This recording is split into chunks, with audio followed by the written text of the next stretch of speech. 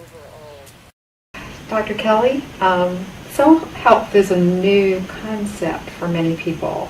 How would you best describe what soul health is? I think to me, soul health is really the encompassing of all different aspects of staying balanced in our human condition. The point of soul health is to help people get to the deepest level of health they can possibly achieve, which means even people who are sick can, to me, achieve soul health or radiant health because of the fact that there's so many other aspects than just the physical aspect of health. So when you encompass all of the different realms of what we experience in the human condition and create balance throughout all of those, it really balances all out, no matter which one of those branches might need the most work. So Dr. Kelly, in the soul health model, you list 10 aspects of the human condition that you believe need attention in order to reach radiant health. Mm-hmm. And to help your soul evolve. What are these 10 aspects? Most wellness models talk about 6 or 7, mm-hmm. and I think they're wonderful models. But what I have found as a psychologist, I think there tend to be a few others that are either tucked up under mm-hmm. the aspects that the other mm-hmm. models talk about, or aren't even there. Mm-hmm. And so the first one is the one that most people think about. So in health, most people think of physical health. Mm-hmm. And so in other words, are we feeling well or balanced out as human beings in our bodies? Mm-hmm. The second one, being a psychologist, is psychological health. Mm-hmm. And so from a psychological aspect, are we feeling at ease? Are we feeling balanced? Are we feeling too stressed or under stressed? Mm-hmm. So the second one is psychological. Then we have social health. To me, again, social health is what I call the warm bodies. So what kind of warm bodies do we have in our lives? Do we have enough? Do we have too many? Mm-hmm. And to me, these are not only the people in our lives, but these are also the animals. Mm-hmm. Because I think a lot of people have relationships with animals, including myself. My life would not be complete without dogs in my life. But I think the social part. Mm-hmm. I break the social into a separate branch, though. I also added what's called the interpersonal branch. Mm-hmm. And to me, we can have warm bodies in our lives, but that doesn't necessarily mean we have healthy dynamics with them. So the interpersonal branch is really all about what kinds of dynamics do we have with those warm bodies. Mm-hmm. So those have to do with good boundaries, good communication, mutual respect, equality, things that go into building healthy relationships with the social branch. Mm-hmm. Mm-hmm. So it's more of a dynamic in that branch.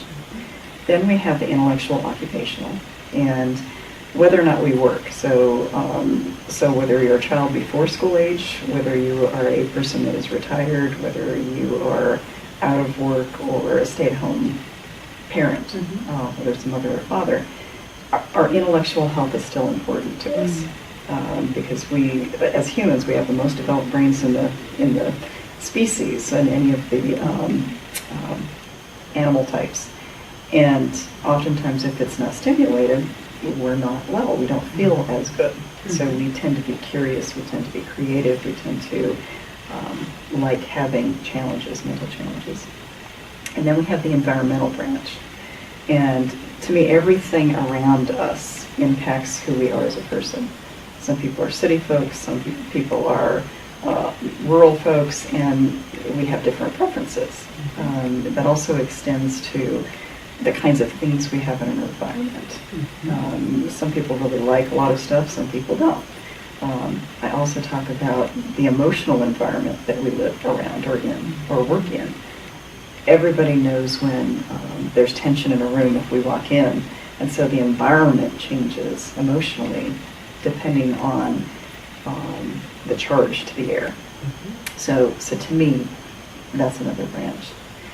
And then we have what a lot of models forget also is the financial branch. Mm. And to me, especially after doing therapy for almost 23, 24 years in different venues, I can't help but think that financial wellness is a big part of what creates radiant health or a sense of comfort Mhm. to people. Mhm. So what our ideas about money are, or wealth are. Do we consider our amount of money to be a success factor? Mhm. Is it, do we carry debt? What are our ideas about debt?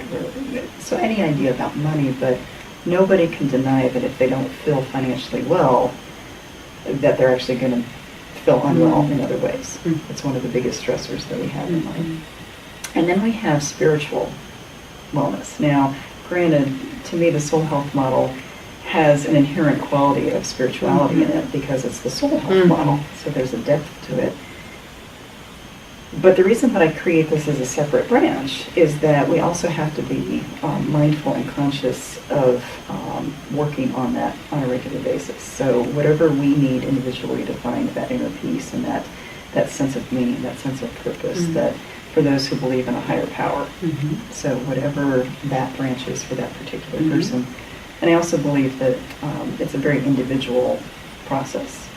So again, the whole idea that you can be religious without being spiritual and spiritual without religious. You can be both, but it doesn't mean that you have to be both. But I think that the spiritual branch is a key part.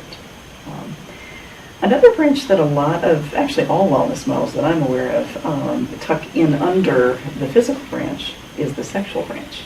I separated that out because I've realized over the decades of work that I've done that if a person is not feeling sexually healthy, whether it is because of a health problem, whether it's because of a sexual trauma, whether it's because of ideas that they grew over time about their sexuality or sexual preference. You know, if they're feeling unwell or off-kilter or unaccepted, that branch can have such an impact on folks.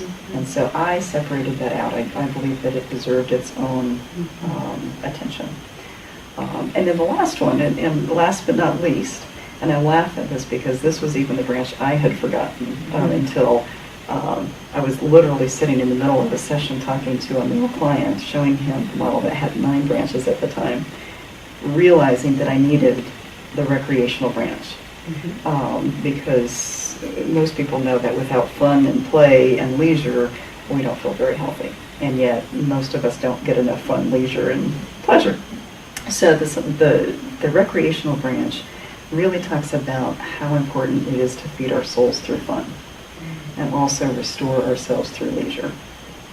And so that's the 10th branch, and the model itself is really, it really emphasizes the fact that those 10 key branches have to work together.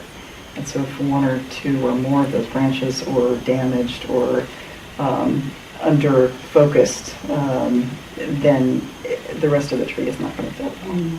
So those to me are the 10 key branches of the soul health model that create our most radiant health. And so those 10 branches are what comprise the human condition? Yes. Yeah, those 10 branches I really think capture every aspect of our human condition that we deal with. And without knowing and balancing each one of those, or at least being aware of how they interplay and what needs work, I don't think we can feel well. So to me, those 10 branches encompass every part of us being able to find that radiant health.